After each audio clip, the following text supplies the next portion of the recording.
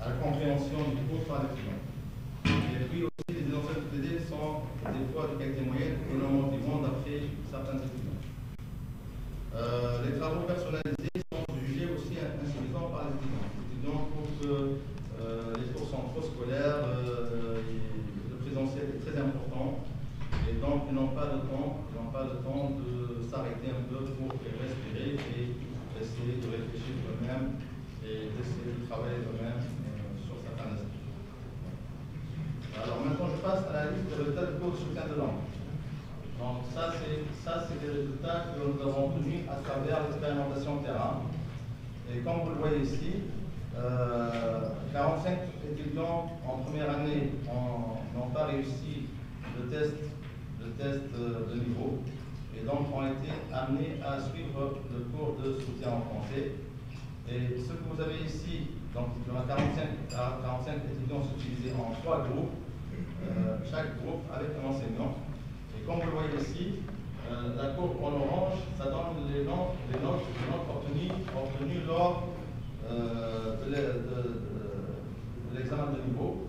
Et tous ces notes sont en dessous de 10. Il y en a même celui qui a eu 2 et quelques donc à l'examen. Et donc, regardez les notes après la formation, après le cours de soutien. C'est la courbe en bleu. Et comme vous le voyez, à part un étudiant, tous les étudiants ont eu des notes au-dessus de 10 et même des notes arrivant jusqu'à 18, alors que l'examen qui a été suivi après la formation, il est 2 fois, 3 fois plus difficile que l'examen de la courbe rouge. Donc l'examen de la courbe bleue est 2-3 fois plus difficile d'après les enseignants. Donc c'est notre chef qui pourra nous donner un mot tout à l'heure. L'analyse du plan d'études d'autres écoles, ça nous a révélé quoi? Alors, ça nous a révélé le fait que chez nous, le volume d'enseignement présentiel est très important. On a 30 heures par semaine, voire plus, selon les semestres. Et donc, la conclusion, c'est quoi? C'est que nos élèves sont assistés et manquent d'initiative. Nous estimons que c'est ça la raison de manque d'initiative de la part des étudiants. Nous avons remarqué qu'en examinant la plupart des écoles d'ingénieurs, comme nous avons mentionné tout à l'heure, que la plupart d'entre elles proposent 24 heures seulement en présentiel. Et en discutant avec des personnes de TSP, ils disent que ça varie entre 21 heures et 24 heures de présentiel. Donc nous, on est vraiment très submergés par les cours présentiels. Donc, si on veut réduire les cours présentiels, d'accord, le problème c'est comment on va pouvoir s'assurer que les étudiants vont quand même fournir plus d'efforts sur le non présentiel. Donc ça c'est une question. La réponse, je vous donnerai la réponse à ce problème qui a été adopté par TSP, qui est vraiment riche en leçons. Alors, voilà, c'est là la réponse. Télécom Sud Paris, qu'est-ce qu'ils font? D'entrée de jeu, ils distinguent entre charge présentielle et non présentielle. Chaque domaine d'enseignement, il contient une partie présentielle et une partie non présentielle avec des volumes particuliers pour chacune, des volumes horaires particuliers. Donc, les proportions présentielles et non présentielles dépendent du domaine. Il y a des domaines où le présentiel est plus important que le non présentiel et d'autres domaines où le non présentiel est plus important. Alors, comment ils vont pouvoir donc assurer une bonne activité des étudiants en non présentiel? Première chose, ils mettent tous les cours sur Moodle. Ils ont une plateforme Moodle, on me l'a montré. C'est une plateforme vraiment excellente, très riche, très complète et très facile d'utilisation. Et donc tous les cours sont mis sur la plateforme Moodle, tous les étudiants peuvent accéder à tous les cours. Il y a un suivi rapproché du travail en non présentiel à travers Moodle. C'est-à-dire que chaque étudiant, il est suivi vraiment à la lettre. Les enseignants, chaque enseignant va pouvoir savoir si l'étudiant a consulté le cours ou pas. Et l'enseignant aussi, il a un feedback sur chaque transparent du cours. Chaque transparent du cours, il il peut savoir quel est le pourcentage d'étudiants qui l'ont bien compris, qui l'ont moyennement compris, ou ceux qui n'ont pas du tout compris le transparent. Donc, chaque enseignant, j'ai vu un histogramme très intéressant, il y a un histogramme qui donne transparent par transparence l'absorption de l'élève, est-ce qu'il a bien absorbé le contenu ou pas, l'assimilation, est-ce qu'elle a été bien faite ou pas, ce qui permettra donc à l'enseignant deux choses. Premièrement, il va intervenir en cours, lors des séances de cours, pour clarifier les transparences qui ont été les moins bien compris, et aussi pour revoir son cours à lui. Donc ça, il y a un va-et-vient. Il y a aussi la possibilité de préparer les TD et les TP bien avant d'arriver en classe. Donc les TD sont envoyés aux étudiants, et chaque étudiant, on lui dit quel est l'exercice, parmi la liste d'exercices, quel est l'exercice sur lequel éventuellement il sera questionné lors de la prochaine séance. Donc les étudiants vont être obligés chacun de faire un exercice, et ils vont répondre aux exercices à travers Moodle. Donc ils vont travailler chez eux, ils vont envoyer la réponse sur Moodle. Et donc l'enseignant sera capable de voir qui sont les gens qui ont bien répondu, qui sont les gens qui n'ont pas répondu. Pareil pour les TP. Les TP sont préparés sur Moodle à l'avance, et l'enseignant il donne des sujets de TP, et il propose à chaque étudiant de travailler sur une partie du TP. Et puis donc quand il arrive en classe, ça va très très vite, le TP va très vite, une séance suffit pour faire beaucoup de choses, et donc on arrive à bien évaluer à travers ça les étudiants, et à aussi donner de l'importance aussi. Il y a aussi un forum de discussion entre élèves qui est suivi par les enseignants. Donc les anciens élèves, ou les élèves en troisième année, vont aider leurs camarades de deuxième année, ceux de deuxième année aident leurs camarades de première année, et les étudiants d'une même promotion s'entraident entre eux aussi. Et puis les enseignants vont suivre en temps réel un petit peu les discussions sur les cours qui les concernent. Il y a aussi un système d'information qui permet de suivre les absences de façon rapprochée. Et puis, chose importante, en fait, comme on me l'a dit aussi côté TSP, en fait, la communication, il y a un cours de communication qui permet d'améliorer la communication. Mais en fait, la communication, ça ne s'arrête pas à ce cours-là. En fait, ils ont prévu dans leur système une amélioration de la communication, même au niveau des cours techniques. À travers quoi? À travers l'animation des TD par les élèves. C'est-à-dire à chaque TD, l'enseignant il va demander à certains élèves de monter au tableau et d'animer la correction de l'exercice qui les concerne. Et donc, ça permet à l'étudiant de s'affirmer, de pouvoir discuter, de pouvoir présenter, ainsi de suite. Voilà. Et tous ces aspects-là, donc tout ce qui est aspect à préparation de TP, compréhension du cours, préparation des DTD, de DTP, l'animation des DTD, tout ça, ça rentre dans la notation globale. 4 points sur 20 de la note finale d'un domaine, elles sont dues à tous ces aspects-là. Donc celui qui ne travaille pas sérieusement, il va en fait avoir une note sur 16, pas sur 20. Voilà. Alors, d'autres constatations concernant Télécom Sud Paris, ils ont en tronc commun les 3 semestres seulement.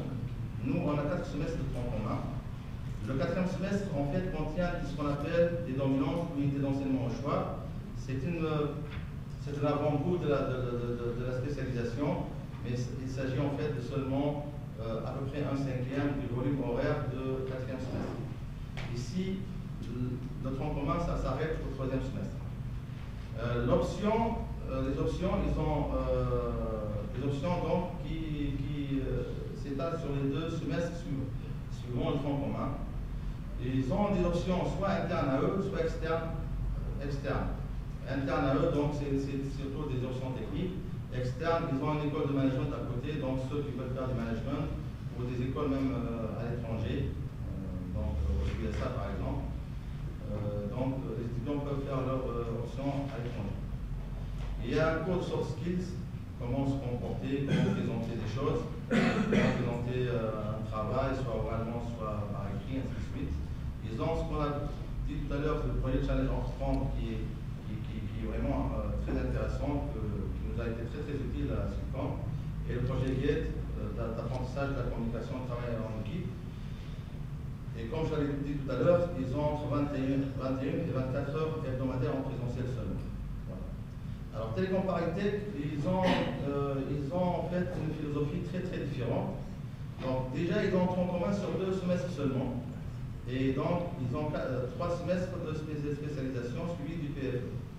Et ils ont ce qu'on appelle la notion de parcours thématique. Et ils ont 31 parcours possibles. L'étudiant va donc avoir un panier de cours qu'il va choisir. Certains sont obligatoires, d'autres facultatifs. Et chacun donc va essayer de faire son panier en respectant certaines règles. Et donc, ça paraît très intéressant, très flexible pour l'étudiant. C'est très très apprécié par les étudiants. Mais ça a un coût. Le coût est le suivant, c'est que d'après les échos que j'ai eus, parce qu'on a des anciens de Subcamp qui sont en train de faire la double diplomation à Télécom Paris-Tech, j'ai eu leur feedback. Ils disent que il y a le revers de la médaille, c'est que les industriels n'arrivent plus à bien cerner le profil de l'ingénieur qu'ils vont recruter. C'est-à-dire que l'ingénieur, quand on fait notre entretien d'embauche avec lui, on n'arrive pas à comprendre de quoi il est capable. Pourquoi? Parce qu'il y a 31 parcours qui ne sont pas évidents à comprendre. On n'arrive pas à avoir la coloration de chaque parcours. Et puis ils ont ce qu'on appelle le projet PACT, sans eux. Nous, c'est eux, c'est avec eux à la fin, c'est sans eux. Et ça ressemble un petit peu au projet GATE aussi. Alors, ça c'est le dernier transparent, non? Non, il reste encore 3 transparents. Donc, notre vision sur la formation après tous ces travaux, après tous ces éléments d'information. Donc, il y a 3 aspects. Qu'est-ce qui marche bien chez les autres écoles qu'il faut adopter chez nous et qui ne vont pas, donc, des choses qui marchent très bien mais qui ne vont pas avoir un impact financier très important. Je pense qu'en fait, ils sont faisables, à mon avis. Donc, ce qu'on doit faire, c'est, ce qui marche très bien chez les autres écoles, c'est qu'en général, il y a une baisse progressive du volume horaire de la formation présentielle en allant de la première année à la 3e année. Donc, d'une année à l'autre, le présentiel, le non-présentiel prend le dessus sur le présentiel. Les écoles étrangères favorisent beaucoup les travaux, les projets et les travaux personnels, surtout en 3e année. C'est l'intégration de la communication dans les cours techniques, ce qui donne beaucoup d'avantages pour les étudiants. L'utilisation de plateformes matérielles pour les TP, donc ils ont vraiment des équipements de laboratoire très très importants, contrairement à ce qui se passe chez nous ici actuellement. Ils forment leurs techniciens supérieurs pour s'occuper de ces plateformes, pour bien donc les contrôler et bien corriger et réparer les problèmes. Voilà. Il y a des challenges à entreprendre qui marchent très bien chez eux, que nous avons actuellement chez nous. Et le projet PACT, GATE, pour Télécom Paris-Tech, Télécom Sud Paris, que nous avons généralisé chez nous, enfin que nous avons introduit chez nous, qui s'appelle PACT, qui sera donc présenté tout à l'heure. Ils ont aussi la plateforme Moodle, qui est très élaborée et qui permet de vraiment suivre de façon précise l'avancement et l'engagement des étudiants dans leurs travaux personnels. Et puis il y a le système d'information qui nous manque, qu'on n'a pas chez nous. Ce système d'information permet de suivre les absences et de bien contrôler donc, le sérieux des étudiants. Alors, deuxième point concernant notre vision, c'est en plus de ce que je viens d'évoquer, qui devrait normalement être introduit, il y a des correctifs supplémentaires que nous proposons pour le plan actuel. Nous proposons donc de réduire la charge hebdomadaire en présentiel à 24 heures par semaine. À travers quoi? À travers une augmentation des activités en présentiel en fonction des matières enseignées. Donc, on ne va pas perdre en volume globalement pour un domaine, pour une unité d'enseignement, mais en fait, tout ce qu'on va perdre dans un domaine en présentiel, on va essayer de le compenser par le non présentiel. Et donc, cette compensation, le degré de compensation doit dépendre de chaque domaine. Donc, il faut prendre des domaines, les examiner les uns après les autres. On a commencé à faire ça il y a 3 ou 4 semaines concernant les domaines de langue et de sciences sociales. Et on va continuer le travail avec les autres domaines de l'école. Il y a aussi la possibilité des réflexions à faire pour supprimer les doublons. un domaine d'enseignement. Donc quand on voit un domaine d'enseignement, par exemple comme les réseaux, il y a certains aspects qui sont traités 2-3 fois dans des cours différents. Il faut essayer d'avoir une réflexion plus fine sur le contenu de la formation pour pouvoir éviter les doublons qui permettra d'alléger le présentiel.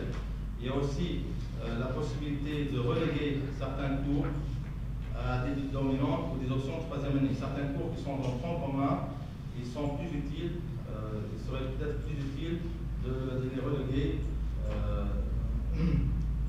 Donc au niveau des dominantes, ce sont les cours au choix de fin de quatrième semestre, ou bien au niveau des options.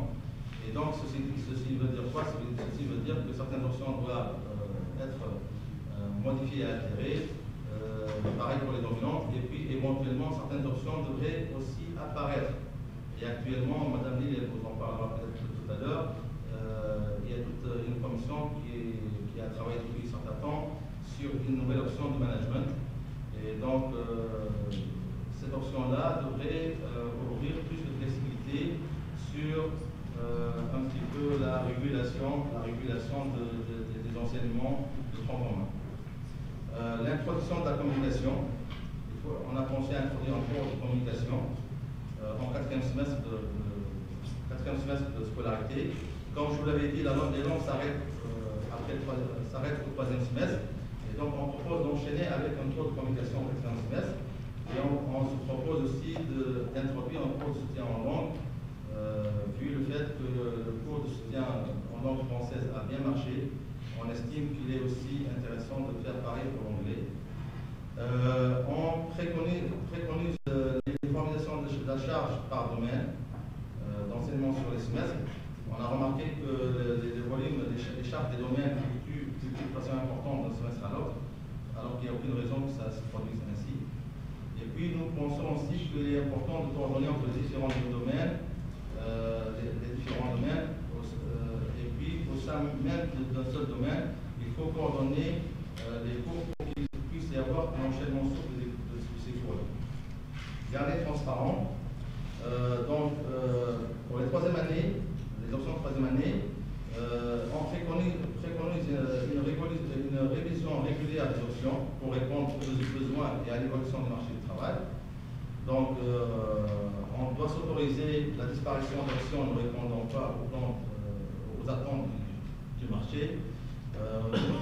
Nous pensons aussi qu'il est des fois judicieux que certaines options fusionnent s'il y a un contenu synergique entre ces options. Puis nous préconisons aussi l'apparition d'autres options, telles que celle qui sera peut-être présentée tout à l'heure par Mme Lilia, qui concerne l'option management en cours de préparation. Et puis nous préconisons donc l'appel aux industriels, aux experts, pour intervenir effectivement dans les options. Donc les options actuellement, en grande majorité, elles sont enseignées en local par les enseignants de l'école.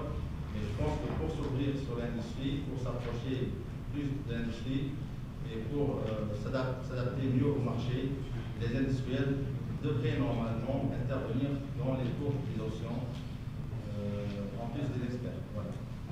Donc j'ai terminé. Merci. Merci beaucoup, Mohamed, pour cette riche et intéressante présentation qui résume un peu l'avancement du travail de la commission, que je remercie infiniment pour ce travail effectué.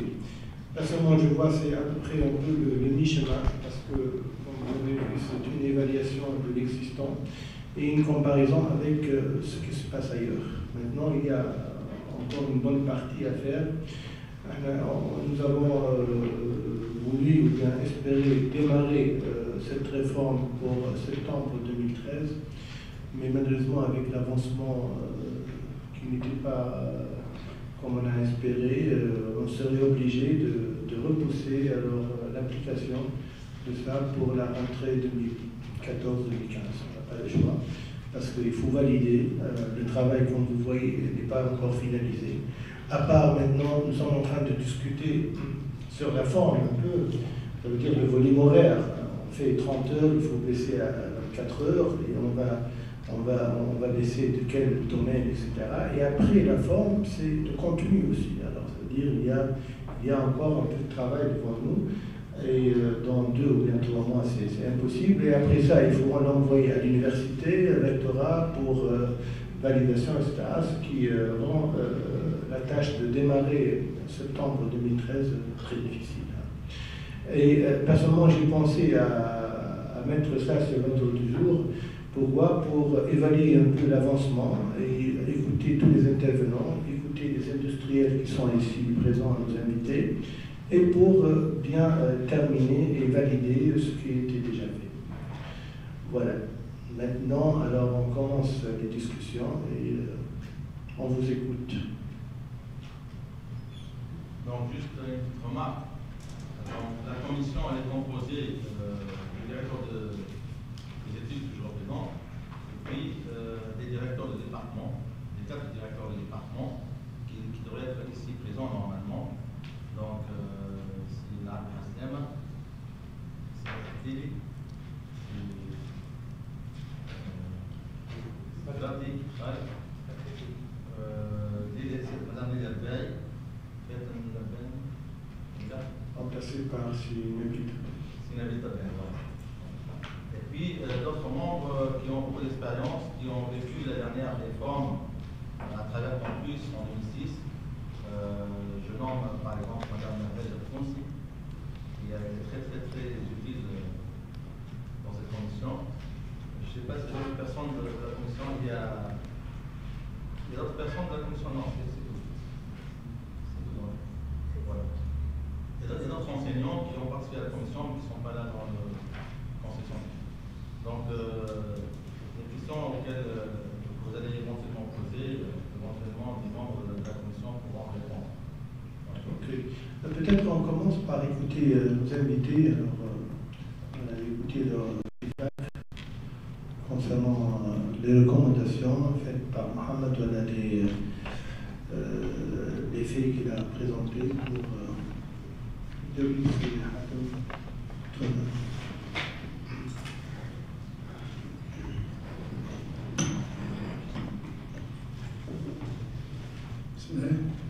merci ici Mohamed pour cette présentation.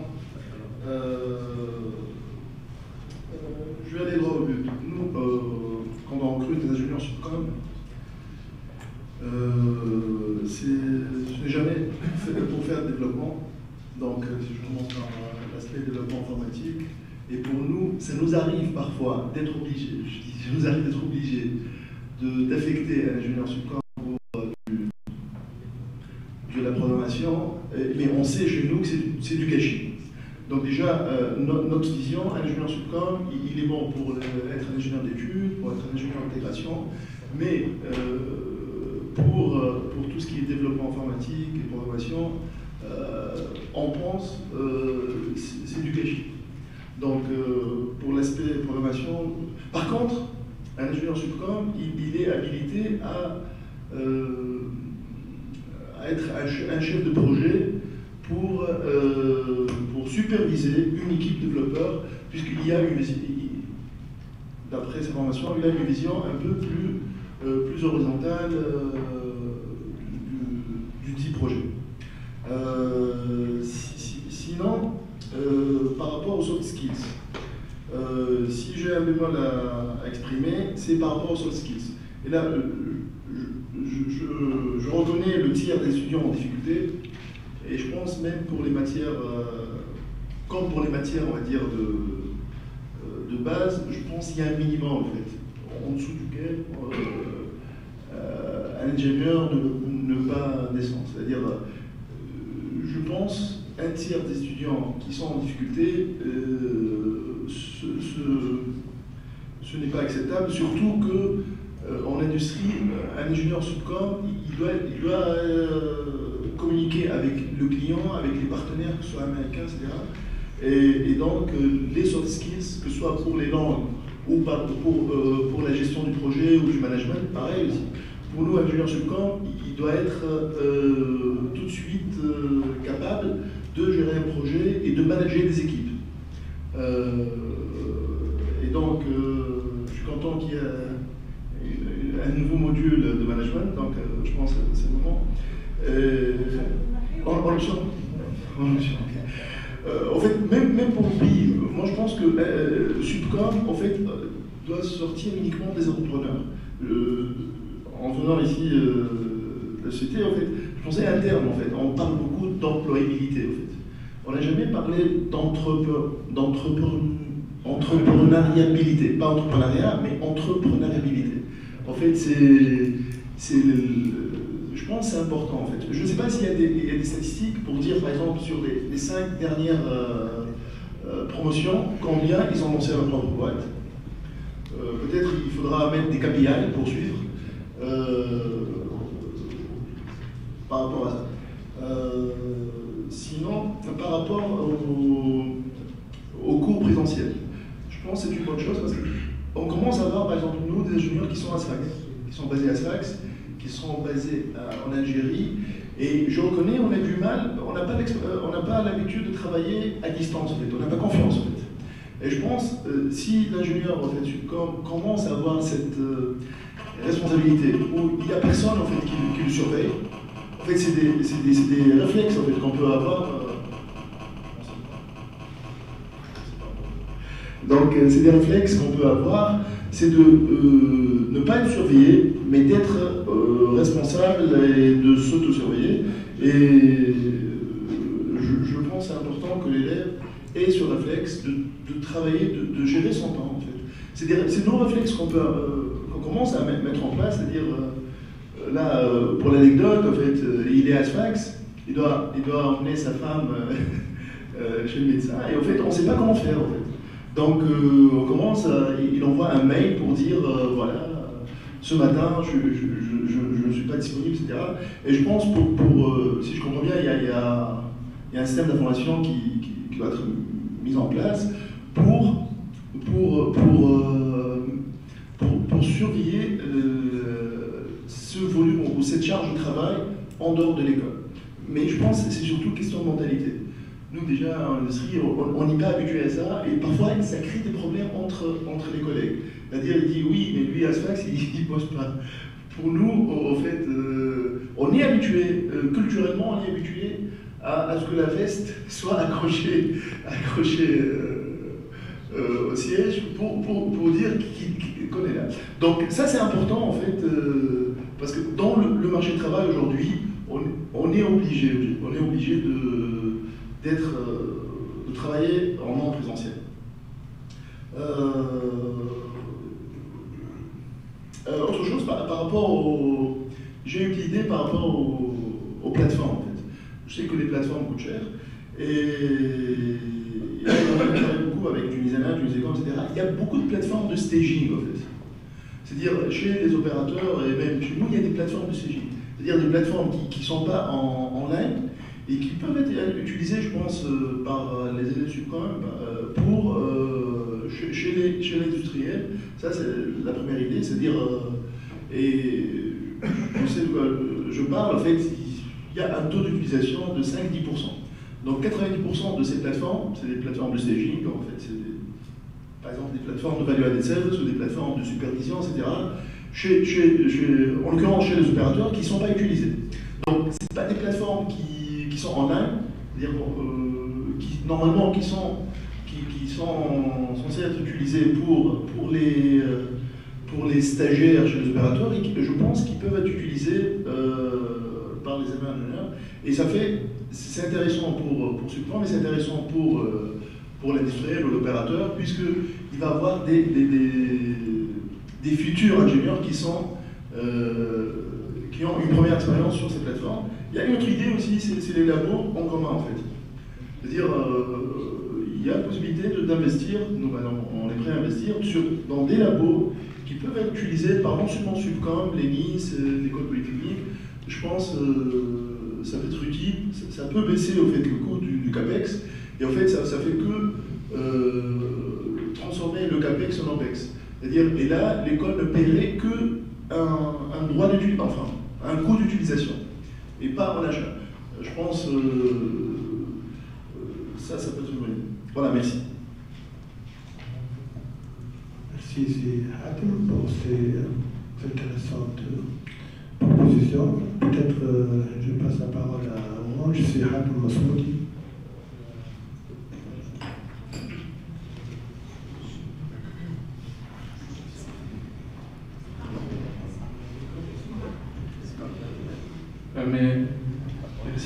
Merci Mohamed pour la présentation. Merci Simone.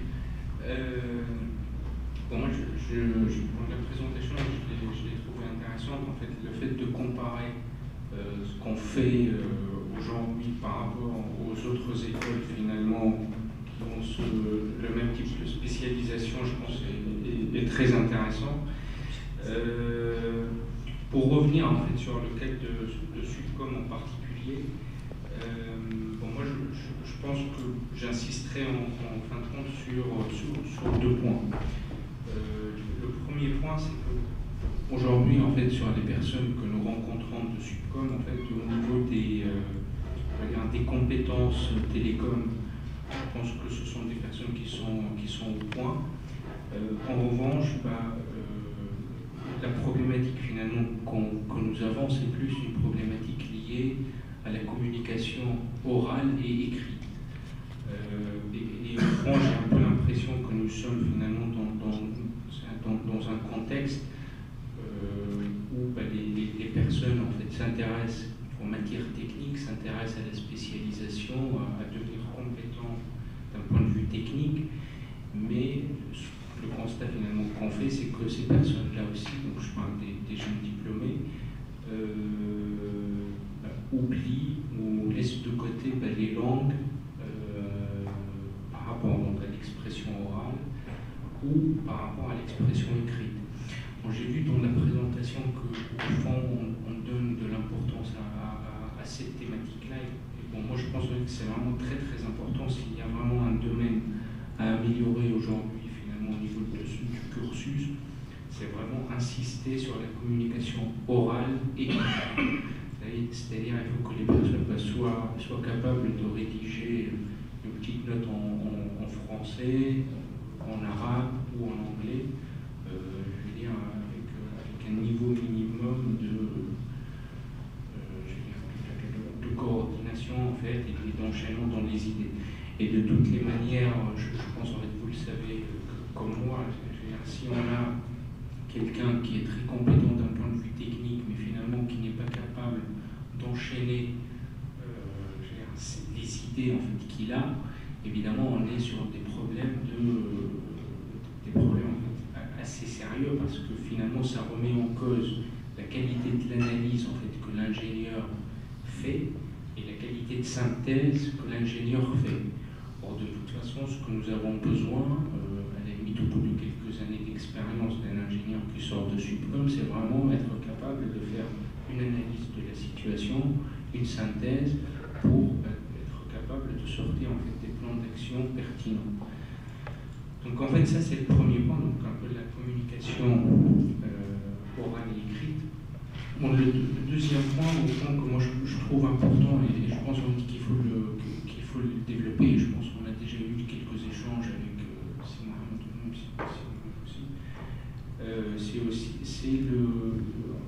c'est vraiment développer le travail en alternance. En fait, on le voit dans les écoles en France ou en Europe de façon générale. Bon, après, je pense qu'il y a une question de cadre juridique qui doit peut-être limiter en fait la situation actuellement. Mais je pense, et je veux dire, en revanche, on encourage vivement en fait, à aller dans cette direction et prête à apporter un certain savoir-faire à la limite qui est acquis dans d'autres pays du groupe Orange. Le fait de permettre à des étudiants donc d'avoir des cours, je ne sais pas, peut-être le matin et puis d'être en entreprise l'après-midi, sur une certaine période au niveau de leur formation, je pense que c'est très très utile et ça permet finalement ça permet aussi aux futurs ingénieurs de voir aussi ce dont l'entreprise a besoin. c'est-à-dire on peut le lire dans les bouquins, on peut discuter avec les gens, mais au fond, le monde professionnel, il faut le vivre pour le connaître. Et donc pour les élèves finalement avoir cette double, on va dire, ce travail en alternance avec la formation le matin et le travail l'après-midi, moi je pense que ça peut être très très utile. Voilà, merci.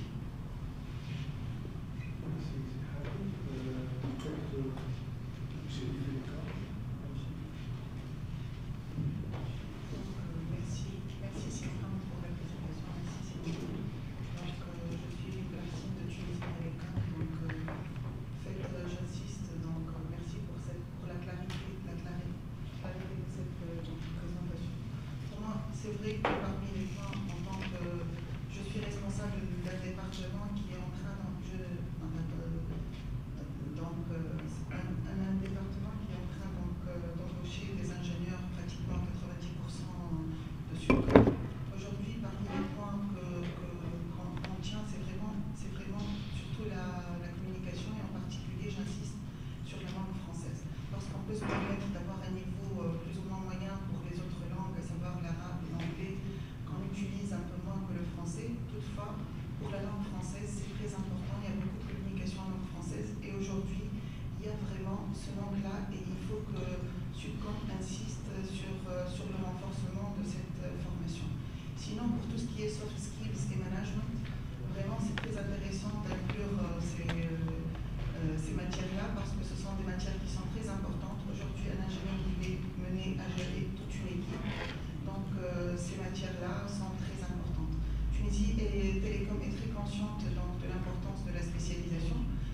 J'insiste, aujourd'hui, je trouve qu'un semestre pour la spécialisation n'est pas suffisant. Il faut peut-être revoir cette durée-là, peut-être la doubler, voire plus, parce qu'aujourd'hui, chez Tunisie Télécom, nous sommes on envisage donc de faire un cursus métier, un cursus qui sera donc basé sur l'expertise métier, donc pour former des ingénieurs avec des spécialités, contrairement aux années précédentes, parce que l'évolution se faisait uniquement en passant donc d'un grade de chef de service au directeur, etc. Aujourd'hui, on peut trouver des ingénieurs qui sont très très bien donc, en termes de développement, en termes donc, d'exploitation, de spécialité, mais ils ont du mal à communiquer et à manager des équipes. Donc on est très conscient de l'importance de la spécialisation de ces ingénieurs. Donc on peut, parmi les recommandations de Simon Hamd, il a parlé que les industriels peut-être, on peut c'est-à-dire travailler ensemble concernant les spécialisations que demande le marché des télécoms en particulier. Tunisie Télécom, elle est prête donc aussi de supporter donc Subcom c'est-à-dire en co-encadrant des ingénieurs, que ce soit pour des stages d'été ou bien pour des stages de projet de fin d'études. Nous avons donc les ressources et les personnes, ce n'est pas les sujets qui manquent, donc il nous faut donc des ingénieurs dédiés.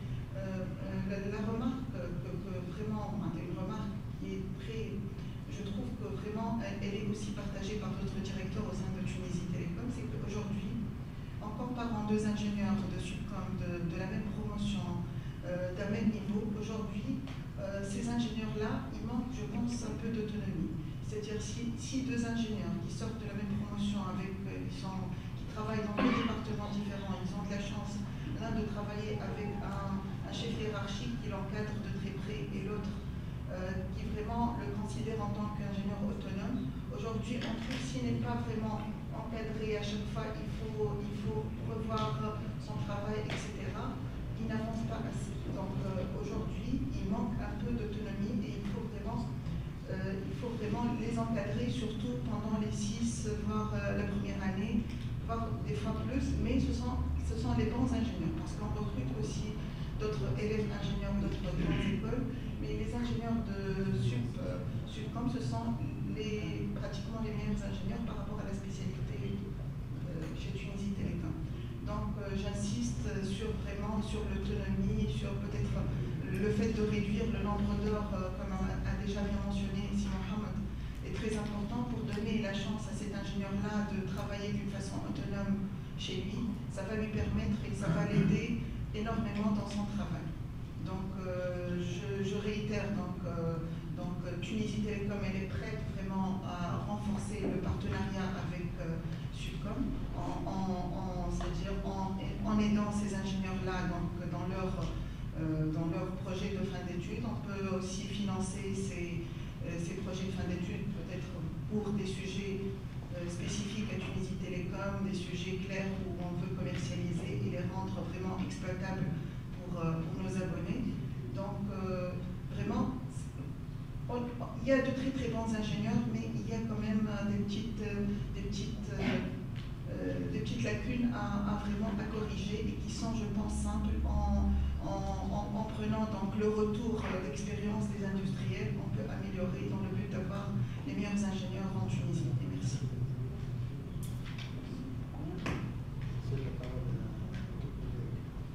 Catherine, qui est notre collègue qui représente aujourd'hui notre ministère. Merci, Simone. Je ne suis pas industriel, donc je vais parler peut-être en tant que conseiller de Subcom. Ayant participé à certaines réformes, donc je sais que c'est un travail énorme là, qui a été fait, donc je remercie tous ceux qui ont contribué à ce travail. Je vais commencer par des points qui dans le désordre. En fait, même dans le plan stratégique du gouvernement, du ministère, et depuis très très longtemps, on parlait de réformes. Même en Europe, on parlait de réformes. Moi, depuis que je suis à Subcom, c'était le SPDT, etc., on n'a pas arrêté de faire des réformes. Donc je crois qu'ici, il faut distinguer entre une réforme peut-être pour s'adapter à un milieu qui est en pleine mutation et pour viser l'excellence, une réforme qui dit que c'est catastrophique, enfin, le cursus qu'on avait ne valait pas grand-chose. Moi, je ne suis pas vraiment cet avis. Comme ça a été souligné, il y a des lacunes qu'on peut combler, il y a des choses qu'on peut corriger, mais c'est surtout pour pouvoir s'adapter et pour avoir un ingénieur qui aura une meilleure place enfin, dans l'industrie. Je vais enchaîner sur les langues, c'est toujours le même problème qui surgit, les langues de la communication. D'abord lesquelles? Certains ont insisté sur la langue française.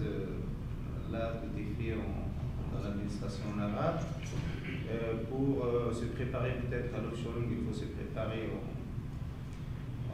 pour l'anglais et l'italien éventuellement. Donc là, il faut insister un peu sur ces langues. Ça, c'est le premier point. Deuxième point, moi je pense que les problèmes des langues n'est pas spécifique à l'enseignement supérieur. Parce que ça, ça remonte à l'école primaire et au secondaire. Enfin, on ne peut pas transformer quelqu'un avec un petit enseignement de 20 heures et il va maîtriser vraiment la langue. Donc c'est un problème vraiment plus profond et là, il faut peut-être une réforme de grande envergure. Il y a aussi autre chose, c'est que les méthodes peut-être.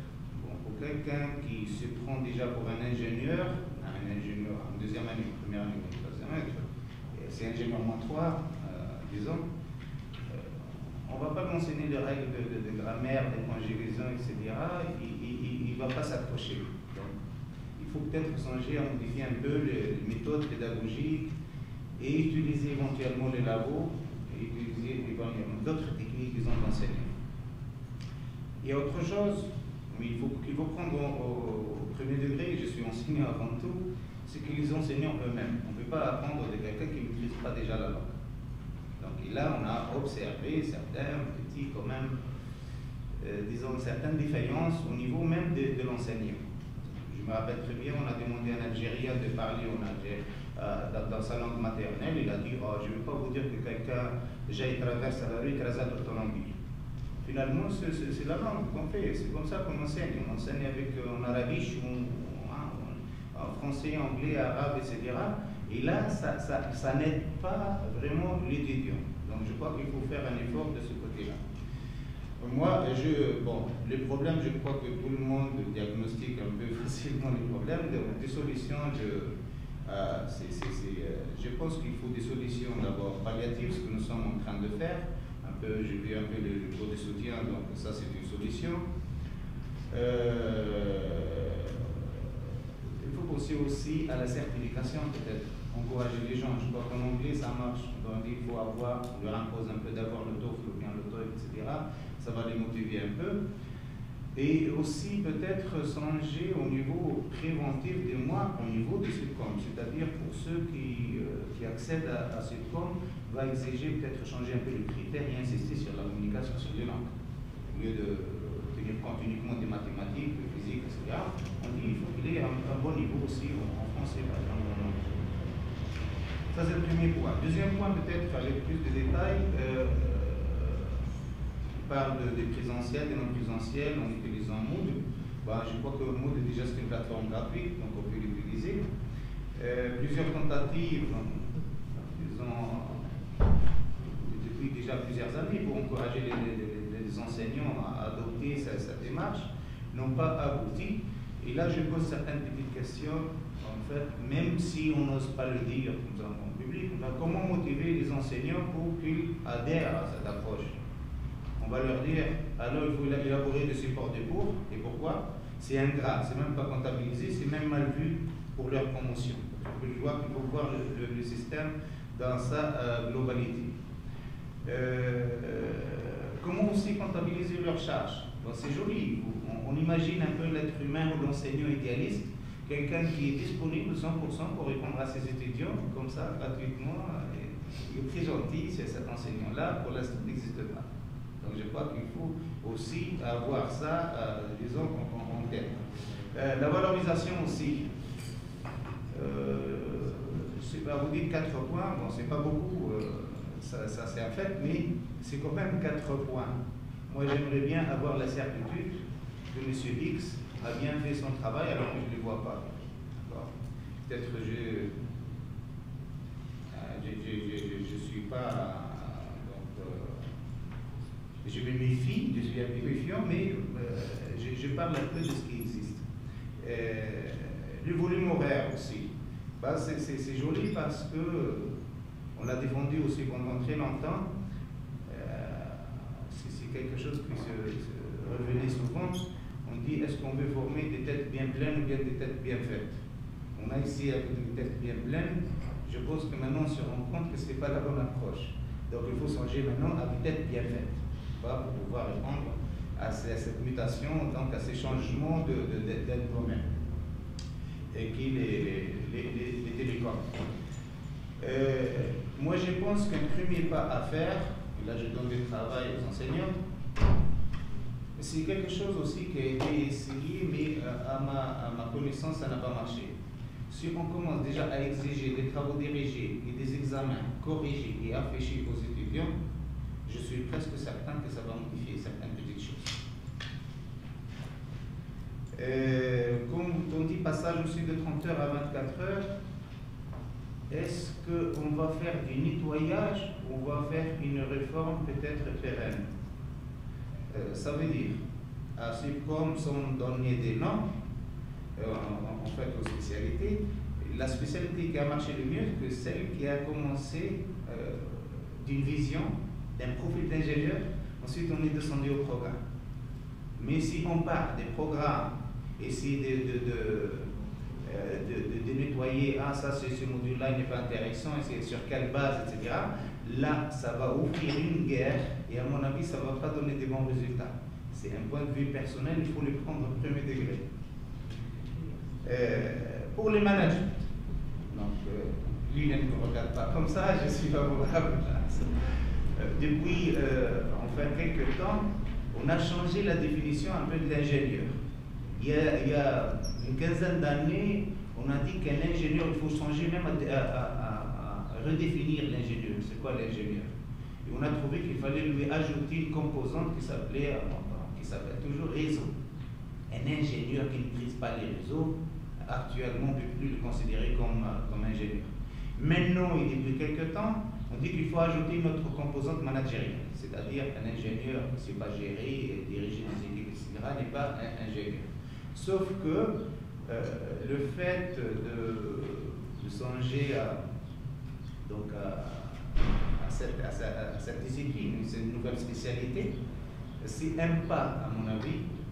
Et moi, je pense personnellement qu'il faut songer dans la refonte des programmes globaux à déjà avoir cette vision en tête, c'est-à-dire avoir un ingénieur sur combien tous les ingénieurs doivent avoir une composante aussi managériale. Qu'est-ce qu'il y a encore? Moi, le stage. Bon, c'est quelque chose que je répète depuis quelques temps, c'est pas parce que je suis têtu, mais je suis convaincu, et je pense qu'il faut voir ça de près. Par exemple, je prends l'exemple du stage ouvrier. Je me rappelle très bien un peu de la philosophie à l'époque de ce stage ouvrier. J'ai assisté aussi à des soutenances de stages ouvriers. J'ai vu un peu ce que les gens faisaient dans les stages ouvriers et sans me prononcer, je peux dire enfin que il faut revoir peut-être cette formule de stage ouvrier. Il faut peut-être la transformer. La transformer, je donne une idée comme ça. C'est qu'au lieu d'envoyer en fait l'étudiant pour passer un mois près de chez lui, en fait un mois, mais dans l'entreprise il va peut-être passer quelques jours, le temps d'avoir son journal signé, etc., sans entrer dans les détails, je pense que ça n'a pas donné vraiment ses fruits. On peut le transformer et exiger par exemple de l'étudiant de former lui-même, en première année, de former des gens dans les petites entreprises ou même dans les grandes entreprises. Il y a des gens qui ne maîtrisent pas les ABC de l'informatique, etc. Lui, il va les former et son stage est validé, par exemple, s'il forme une dizaine, une vingtaine de personnes. Et je pense qu'avec cet effet, ça va créer une sorte de boule de neige et en quelques années, on aura des gens vraiment très bien formés. En plus, il va se sentir quand même responsable. Et on va essayer de combler un peu la lacune qui a été évoquée par Mme Mersine, c'est-à-dire il va se sentir responsable, il va se sentir autonome, etc. Et ça va contribuer un peu à sa formation, disons, sur le plan personnel. Il y a autre chose aussi, je pense toujours aux systèmes qui ne sont pas contrôlés, qui ne sont pas régulés, enfin on ne sait pas ce qu'ils deviennent, ils peuvent s'emballer, etc. Je pense au feedback, par exemple, des anciens de Cellcom. Puisque le domaine des télécoms évolue à une très très grande vitesse en fait, et pour pouvoir s'adapter et pour pouvoir préparer vraiment le bon profil de l'ingénieur, on peut avoir cette boucle rétroactive, disons, de l'ingénieur sortant. On va dire oui, voilà, ça marche, ça marche pas, on pourrait peut-être faire les choses différemment. Et comme ça, on pourra rectifier un peu les tirs. Voilà ce que j'ai un peu sur... Donc, merci. Merci pour ces propositions intéressantes. Voilà peut-être le membre permanent, mon cher collègue, Thomas Michel. Merci, Simoni. J'aimerais bien juste ajouter une petite information concernant la formation à l'apprentissage en alternance, on appelle Sulcom, avec la collaboration d'Orange. Nous avons entamé la préparation d'un cursus de formation en alternance.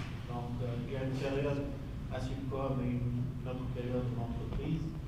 Donc, on est en train de modifier, de proposer des modifications du texte. Donc, il y a une commission qui travaille là-dessus. On a eu l'accord du ministre de l'Enseignement supérieur pour réviser les textes, pour créer un texte qui régisse la formation en alternance. Donc, je pense que ça va résoudre un peu les problèmes.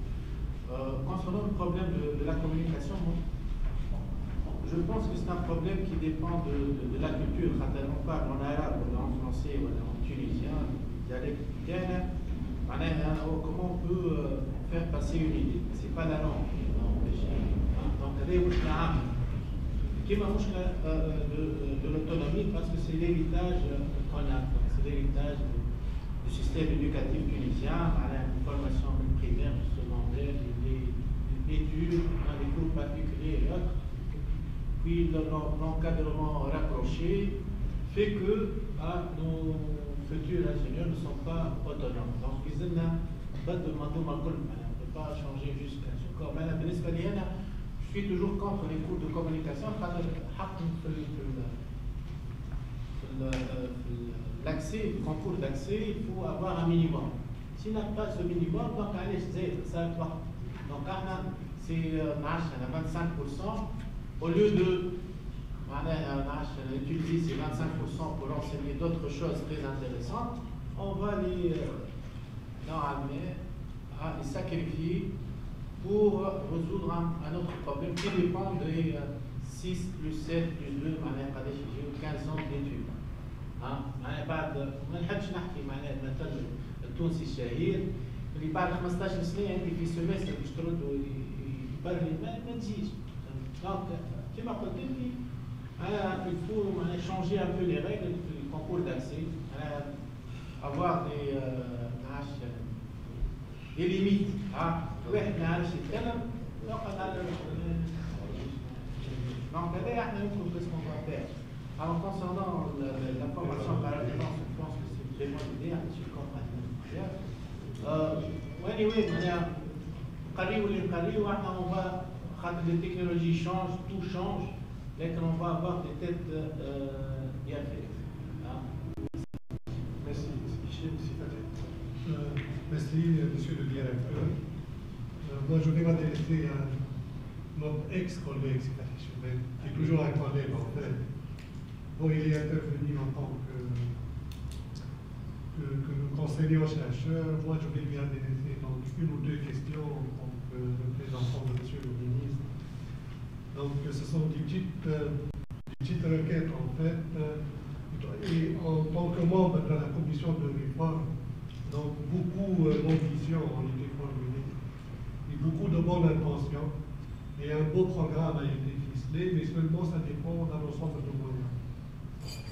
Et les moyens, c'est très important pour mettre en œuvre dans le territoire, donc qui est bien la réaliser. Donc, a été évoqué les plateformes de staging.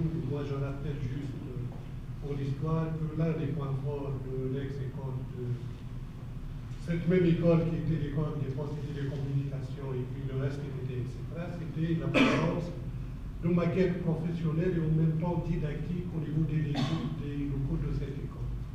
Et là, les étudiants apprenaient sur les maquettes professionnelles et sont donc fournis au marché de l'emploi avec déjà une maîtrise des maquettes professionnelles, etc. Donc c'est là juste pour dire l'importance des moyens, l'importance des équipements, des plateformes didactiques professionnelles, etc. Et nous, donc, au niveau de la commission de réforme, donc on a bien donc, souligné, en grave souligné, etc. Donc l'insuffisance des moyens, l'inconvivialité des locaux donc, pour assurer la mission pédagogique. Et donc c'est de là que vient donc mon intervention, c'est pour voir un peu avec le ministère de tutelle donc, quels sont les moyens donc, et la contribution du ministère au niveau de la mise en œuvre, donc, du moins côté logistique et côté équipement, côté locaux. Est-ce qu'il y a donc une place donc, de l'école et de cette réforme au niveau des prévisions budgétaires du ministère, parce qu'on compte beaucoup dessus. Et au niveau de l'exposé, il a été montré que l'insuffisance au niveau des enseignements pratiques, ça vient essentiellement des moyens et des locaux, etc. Donc, à travers ces faits, qui était aussi notre collègue qui est bien conscient des problèmes. Je vais essayer de répondre sans trop rentrer dans des considérations politiques. On veut bien. Il y a peut-être des points, disons des hypothèses. Ce que c'est comme non seulement compte beaucoup pour le ministère, mais c'est une fierté en plus pour le ministère et pour toute la Tunisie. D'accord. Donc, ce n'est pas de la poudre aux yeux, mais C'est une école qui a fait ses preuves et à mon avis, il y a aussi beaucoup de choses à donner et beaucoup de contributions dans l'avenir. Ça, c'est un point fondamental. Pour les matériels, bien sûr, pour le matériel, il y a matériel. Bon, je reviens très vite un peu aux maquettes qui valent très cher. D'accord? Qui valent très cher et on ne peut plus se permettre d'acheter maintenant des maquettes de communication, etc. Et surtout si elles sont peut-être condamnées à disparaître d'ici 1 ou 2 ans. C'est-à-dire on fait un investissement et après les choses changent, etc. Mais moi je pense que dans le cadre de cette formation par alternance, on peut faire autrement. C'est qu'on peut se former sur le matériel d'opérateur lui-même. C'est-à-dire une partie, disons, des étudiants, ou bien même tous les étudiants qui passent pendant un certain temps, pendant des stages, etc., pour découvrir ce matériel. Et comme ça, on pourra mutualiser un peu les gros matériels. Je dis bien les gros matériels qui sont très chers. Pour les petits matériels, bien entendu, on peut l'inclure sans problème. Mais il faut les prévoir, c'est-à-dire dans les prévisions, c'est-à-dire que c'est l'école qui fait la demande. Concernant les locaux, j'ai tendance à ne rien dire quand il y a Simone à côté de moi, parce qu'il est très allergique à cette question. D'accord? Il en a souffert tellement. D'accord? Moi, j'ai dit qu'il y a un grand problème au niveau des bâtiments de Subcom. Il ne faut pas vraiment rêver, parce que je peux vous donner de faux espoirs si j'étais politicien, mais non. Il y a vraiment beaucoup de problèmes. Moi, personnellement, j'y comprends pas grand-chose. J'ai même participé à des commissions et après, je n'ai assisté à aucune des réunions. C'est un problème très sensible, très critique, et très complexe. D'accord? Il ne date pas d'aujourd'hui. Je crois qu'il ne faut pas compter dessus. Il faut compter sur d'autres solutions intermédiaires. Il y a des solutions qui ont été adoptées et ils sont en cours de, je crois que Simonir est un peu au courant. Donc c'est des solutions, disons, provisoires.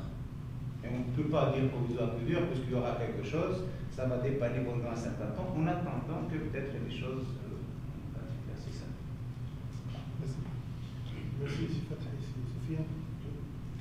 Merci, donc je commence par remercier Mohamed pour cette belle présentation. En fait, mon premier point, en fait, c'est, j'ai remarqué dans les transparents, il mentionne en fait, l'état actuel des choses, et je pense que surtout si maintenant on va reporter donc, la mise en application de la réforme pour septembre 2014, je pense qu'il faut se libérer réellement des contraintes et de l'état actuel des choses pour avoir une réforme,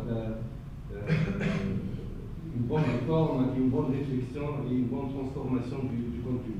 Donc, à mon avis, il faut se libérer des contraintes, que ce soit au niveau des modules, soit au niveau des volumes horaires, l'aspect pédagogique, l'aspect organisationnel, etc. Donc, ça, c'est le premier point, c'est important. Le deuxième point, je pense que le défaut, le point faible, et ça, je rebondis un peu à l'UCIVAT, donc, le point faible, je pense, de la formation Subcom, et là, c'est les causes, donc, à Paris, on a rencontré beaucoup d'étudiants qui ont fait suivi la formation en diplomation télécom Paris. Au fait, ils apprécient la formation du Subcom, ils apprécient la complicité avec les enseignants, etc. Le point, mais en fait, l'écart, c'est au niveau de l'aspect pratique. Donc, le présentiel, il gît en deuxième. Le défaut, c'est vraiment de notre formation, c'est l'aspect pratique. C'est les moyens, on a parlé de locaux. أول ريكورد يقول في تونس ما عندناش دي لوكو، ما عندناش القرير، ما عندناش بيروات، ما عندناش نخدم، ما عندناش نحط سكرتير، ما عندناش نحط حتى شيء. عندنا ماتيريال من 2009 من فلوس الدولة اللي ما عرفتش قداش تشوف سي موندا خاطر من 2009 نزل في الباكوي مشان نصوروا حتى التاس ما عنديش تاس. Donc ça c'est le problème essentiel, c'est les moyens que ce soit au niveau locaux, que ce soit au niveau matériel, on a eu Simone Dial des flous qui ont été réservés le financement de matériel en bas du ministère pour et on va faire l'aspect enseignement pédagogique. Et là, le fait que tous les enseignants de Sudcom, c'est tant mieux. Là, on a encadrement de TP. Donc les étudiants, les enseignants plutôt, ne sont pas impliqués. Donc c'est mal, c'est vrai, c'est mal récompensé. Donc ils ne veulent plus faire des travaux pratiques. Et si on n'a pas des gens d'expérience qui au moins pilotent ces travaux pratiques, que ce soit contenu ou soit enseignement, bah, on a ce que les constatations c'est qu'on n'a pas d'un contenu de. Ça m'a dit quelques modules, mais pour la majorité, on n'a pas des travaux pratiques de qualité. Donc elle est pour l'aspect pédagogique, l'aspect matériel et l'aspect ça. Donc je pense que le point essentiel, c'est l'aspect pratique. Ils ont un bon travail, du coup, soit associé à des travaux pratiques de qualité, des projets au niveau, pour l'aspect présentiel, le non présentiel, le non présentiel, pour libérer les étudiants, le non présentiel, c'est un travail derrière. Ce n'est pas question de on réduit le volume horaire. Ce n'est pas de le rendre 24 ou 21. Ils sont charmes. Au point l'enseignant doit s'impliquer. Il implique comment l'impliquer, comment tu vas le motiver. Il a que ce soit sur nous, d'ailleurs, des notes à l'TD, tu supposes que l'étudiant va prendre un TD un mois, il va le travailler, tu dois le corriger comme enseignant. Au bac, est-ce que l'idée, la manière de l'officier, mais on pratique علاش خاطر المساج la mise en application. Vous trouvez une formule pour payer les enseignants et les motiver côté non présentiel. كيفاش هذا هو le contenu كيفاش qu'est-ce qu'on va leur proposer comme des projets de non présentiel. Voilà où les étudiants ما نعملوش برشا des travaux personnalisés. ما عاد الحقيقه الجامعه ما لازمش خاطر كنيسه. خاطر نهار كله بنشاركيو بالعكس يقول لك لي enseignants كل واحد يعطينا un travail personnalisé, tous les enseignants proposent ça et donc عندنا مشكله تاع خدمه. Donc en fait المشكله اللي في توا في السيكتور, même si on propose un travail personnalisé, on le propose d'une manière ماهيش organisée, ماهيش موجوده في البروغرام. Donc soit ça invite sur des semestres où il n'y a pas de travail personnalisé, au sein des semestres qui me fait la troisième année, beaucoup de travail personnalisé, qui n'est pas matériellement موجود sur le programme, et donc les étudiants sont lésés, ils ne trouvent pas le temps de bien faire les choses. On est conscient de ça au niveau de la commission, et parmi les remèdes à ce problème, c'est d'essayer de faire respecter le plan d'études, c'est-à-dire que tout le travail personnel qui est fait en dehors du plan d'études est interdit. Il ne doit pas avoir lieu, et donc on doit veiller à ce qu'il n'y ait pas d'écart par rapport au plan d'études en termes d'exécution. Un autre point, c'est il y a eu un premier round, c'est l'implication des départements. Je pense que si on veut une réforme qui est bien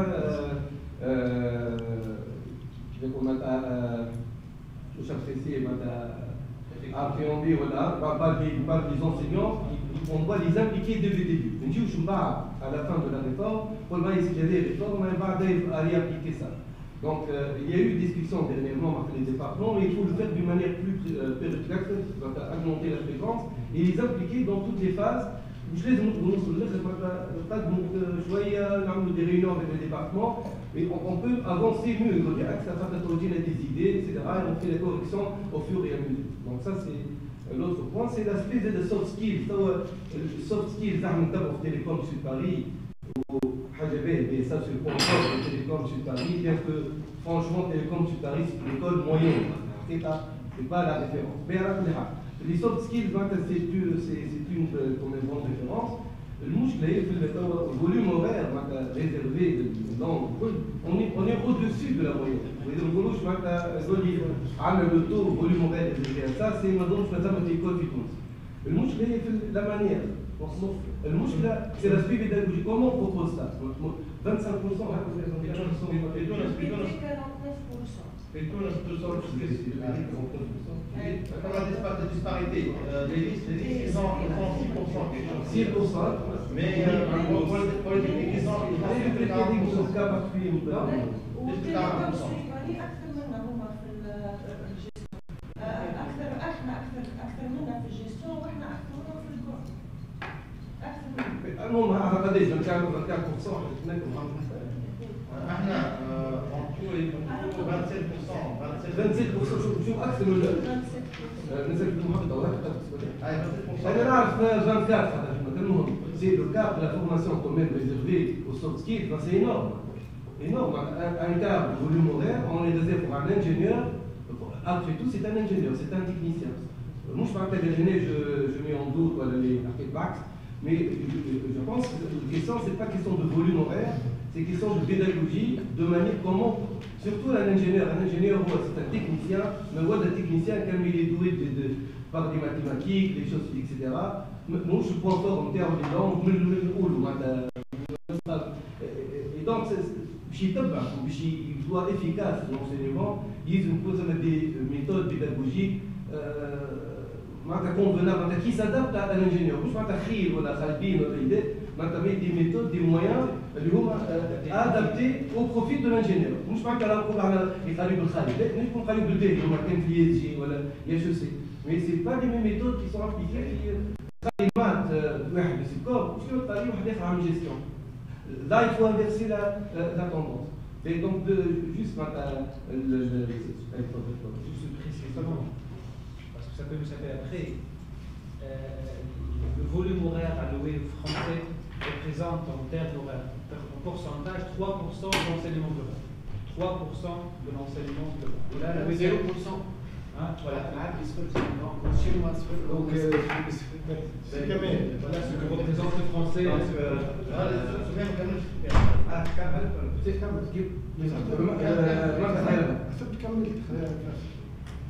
Juste pour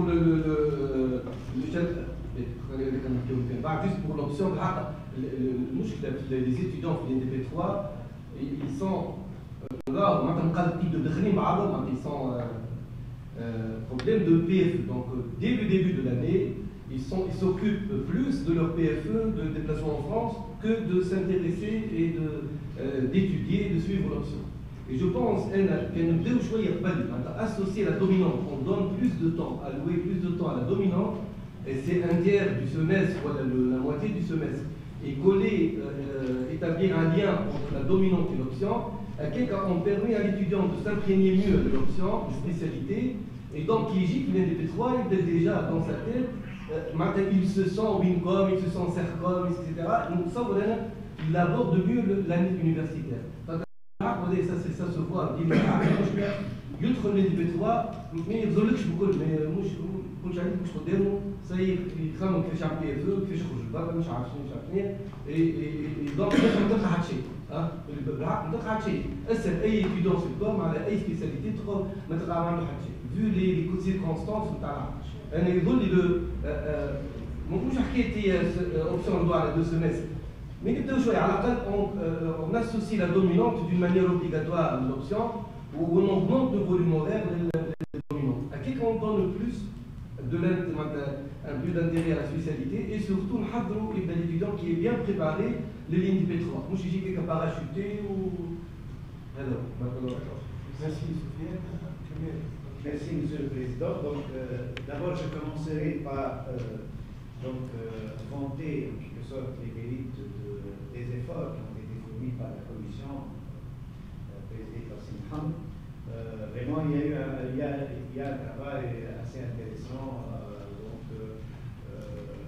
d'autant que, en même temps, je souscris pratiquement dans la plupart des grandes orientations auxquelles ont abouti les travaux de cette commission.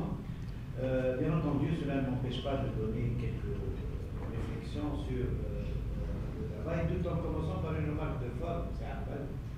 C'est-à-dire que je me pose la question suivante. Donc, c'est vrai que la présentation des travaux ou des conclusions préliminaires de la commission répond, à mon sens, c'est ce que j'ai compris, à travers sa programmation dans cette réunion, d'avoir le sentiment des industriels, chose qui est bien. Par contre, pour nous, en tant que membre permanent du Conseil, je me pose la question, est-ce que c'est dans quel objectif puisque les travaux ne sont pas encore terminés. Est-ce qu'on est là pour évaluer, on est là pour donner des impressions préliminaires à ces conclusions préliminaires? Donc je pose la question. C'est une remarque de forme. Maintenant, pour les quelques remarques de fond que je voulais souligner, premièrement, je voudrais, à mon sens, c'est-à-dire qu'il faut quand même dissiper certaines confusions dans les travaux de la Commission. Le fait de limiter ou de comprendre ce qui a été qualifié de soft skills uniquement sous l'angle de la communication, d'abord, et deuxièmement, de faire aussi dissiper une autre confusion entre la communication et les langues. Première confusion, à mon sens, bien sûr, c'est-à-dire que les soft skills ne sont pas uniquement des disciplines de communication. C'est plus large. Ils contiennent la communication. Parce qu'à travers l'évaluation, on a l'impression que le maillon qui fait la formulation, c'est la communication et les langues. Or, à mon sens, c'est dans l'évaluation personnelle, et je crois que beaucoup d'industriels ont cette vision-là, à travers le forum des élèves, à travers les interventions même aujourd'hui, etc. Donc le problème de la formation de l'élève ingénieur, c'est que ce n'est pas en réalité réductible uniquement à la façon dont il parle ou dont il communique. Mais c'est plus, à mon sens, mon évaluation, j'ai fait partie de la... j'ai eu des responsabilités au niveau du SUCOM, c'est plus profond que cela. C'est-à-dire, c'est le fait que l'élève ingénieur est formé très bien techniquement dans les sciences dures, etc., dans les sciences des réseaux, etc., de l'informatique, mais en réalité, il ne connaît pas le milieu dans lequel il va mener toute sa vie professionnelle. Il y a une connaissance, il n'a pas, comme on dit, les pieds sur terre, sur le terrain de l'industrie. C'est ça, à mon sens, c'est ce qui manque à l'ingénieur. Ce n'est pas uniquement la manière dont il va parler ou rédiger uniquement. Bon, j'ai toujours été contre cette vision, disons, instrumentaliste des langues et de la communication. Après tout, je parle sous le contrôle des Ilma-Sakher, le spécialiste. La langue, c'est un vecteur, la langue. Hein? La langue, c'est un vecteur, c'est-à-dire c'est un instrument à travers lequel on exprime ses opinions.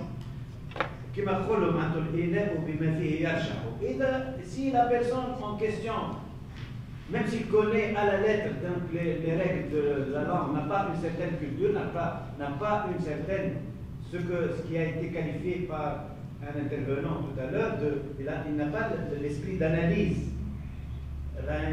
Même s'il est fort dans le grammaire, etc., il ne va pas apporter beaucoup de choses. Donc moi, je suis contre cette vision instrumentaliste de la langue. La langue, il y a derrière toute une culture, il y a toute une pensée derrière. Hein? Donc, elle est la première chose. Deuxième science. Comment? La langue, c'est aussi le vecteur des sciences. Justement. Sauver les langues, c'est sauver aussi les sciences. Oui, en quelque sorte. Mais encore faut-il qu'il y ait une science et un contenu derrière la langue. Première remarque, je vais faire rapidement, c'est vrai. Donc, deuxième remarque, c'est que, justement, la communication est toujours appréhendée sous la vision de la langue, parlée ou écrite. Or, à mon sens, la communication est plus large que cela. C'est-à-dire que, même dans les modules techniques, etc., il faut qu'on leur apprenne comment communiquer, comment, par exemple, animer une séance, comment faire un briefing, etc. Donc il ne faut pas toujours avoir présent à l'esprit cette confusion entre communication et langue, c'est-à-dire la manière de parler, etc. Hein, c'est une confusion que j'ai constatée au niveau des conclusions. Troisième remarque, donc je fais rapidement, bien sûr.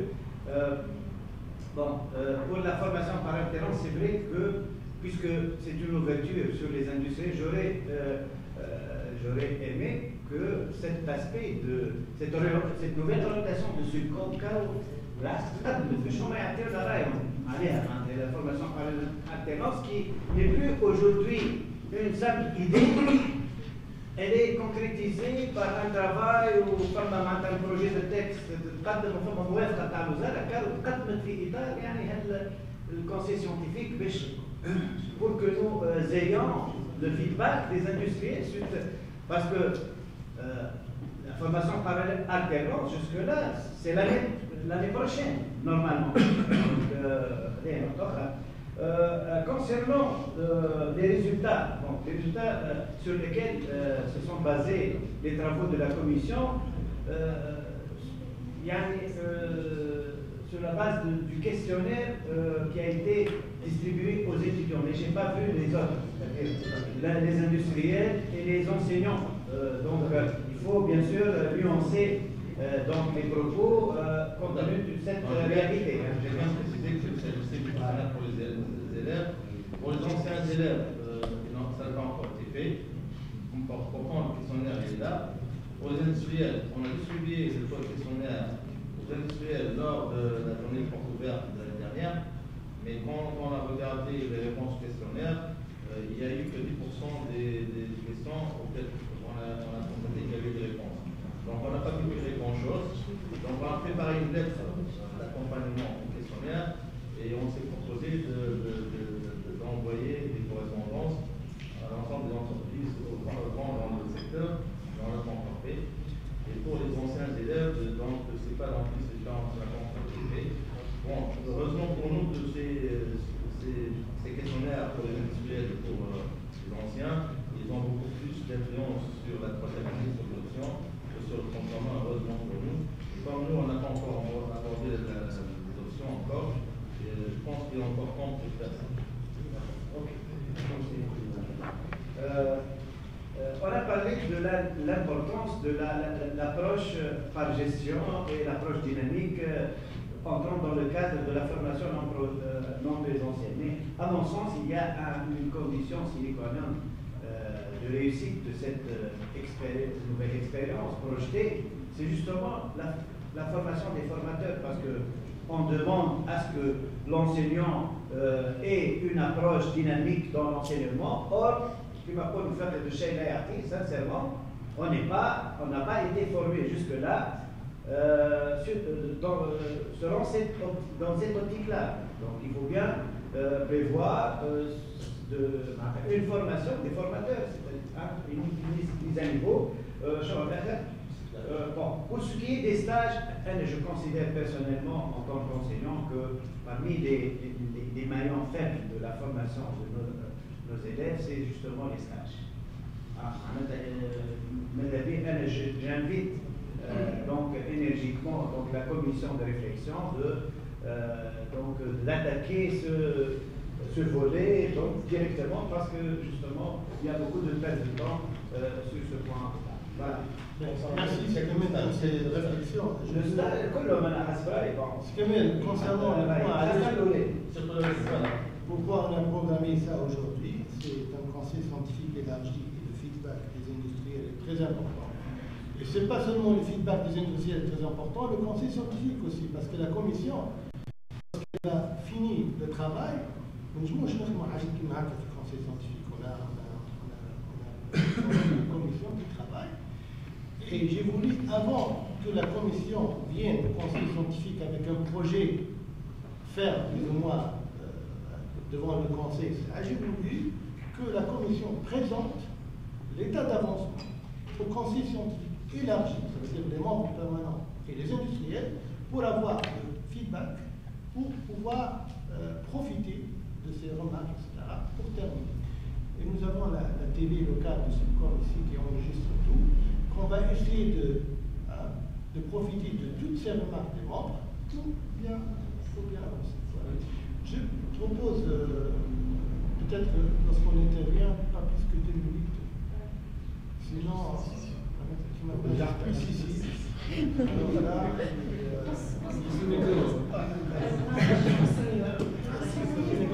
la parole depuis une demi-heure. Je proteste. لا نبي كما استاذنتكم Juste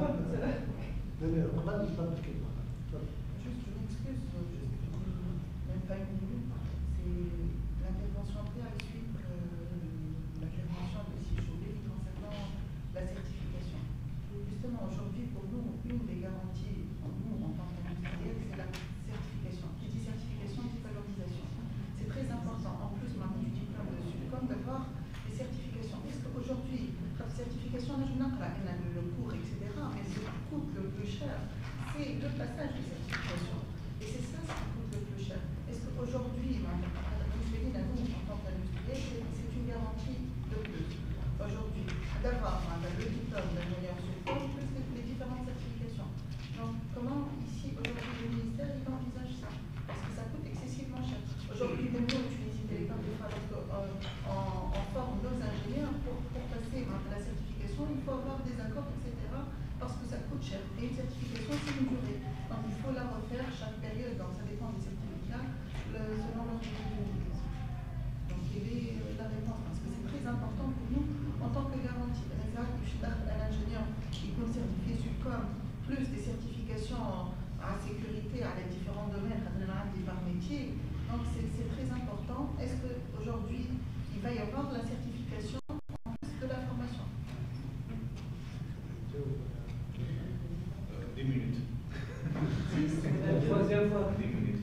1 minute, c'est il faut agir en amont et l'autre, c'est en aval. C'est-à-dire en amont, en fait, le fait d'arranger et d'avoir une bonne formation, à la limite, ça, c'est une formation certifiée, à tel point qu'on n'a même pas besoin de certification, entre guillemets.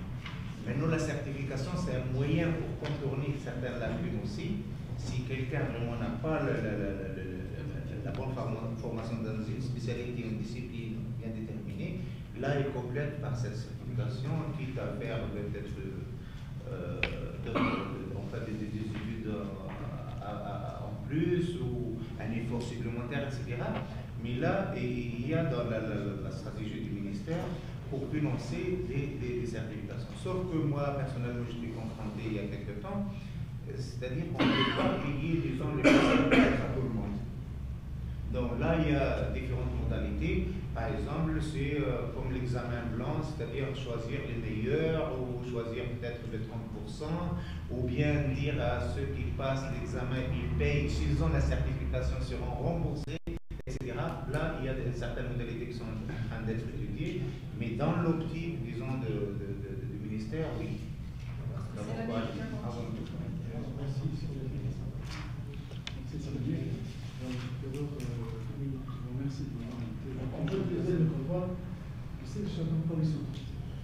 Je tiens à remercier la commission de réflexion pour le dossier qu'ils nous ont livré aujourd'hui. Ils ont fait une démarche d'audit de qualité de manière sporadique, alors qu'ils n'avaient à mon sens, ils n'avaient pas de connaissances au préalable sur ce que c'est que l'audit. C'est une démarche d'audit qui respecte un petit peu la norme ISO, la norme IT qui a été par la suite mandatée par l'ISO 20000. Et monsieur Mohamed Seyed aujourd'hui nous a présenté les recommandations. Ce qui manque, c'est la conduite à tenir. On a présenté les recommandations. On a recensé les besoins sur terrain. C'est le retour d'expérience. Ce qu'il faudrait faire, c'est donner la bonne conduite à tenir. C'est un dossier qui ne va pas être clôturé dans quelques mois. C'est un travail cyclique. Hein? Et la conduite à tenir, ça suscite, quel point évoqué est un chantier à part entière. Merci. Chaque point est un chantier à part entière. Michel, on a proposé la plateforme Mood, on peut proposer aussi la plateforme bientôt à laquelle on va adhérer, Office 365 de Microsoft. On va partager nos cours, on va partager les documents, les projets, les différents projets au sein de Sudcom, on va pouvoir les suivre, suivre leur évolution et les partager entre nous tous, aussi bien corps enseignant que corps administratif. Puisqu'on n'a pas eu le moyen d'avoir notre propre système d'information, qui coûte très très cher. On va le faire, on va le confectionner pas à pas. وهنا بالتضاف الجهود. تو زاد حاجه اخرى حكينا عن السيرتيفيكاسيون عن الاكسبيريونس اسوكور وسنة بدات تعطي في الثمار نتاعها. كنا عندنا باغ اكزومبل لا سيرتيفيكاسيون سيسكو وبعد ولات عندنا لينكس ال اتش سي او. السنة جو me retrouve avec quelques étudiants في اخر فاز اخر بانيه تاع لينكس ال بي après avoir Linux LPI C3 بعد ما خلصت لهم l'école les frais de droit de passage d'examen. Donc les gens qui sont volontaires et qui sont autonomes, ils ont réussi à affranchir un palier supérieur. Les options, il y a un sous-code. Il faut des options, ils ont une réforme, c'est vrai, on est en train d'y penser. Est-ce qu'on a les différentes compétences dans les différentes options? Les CED, ils étaient brillants dans leur cursus universitaire, travaillent directement,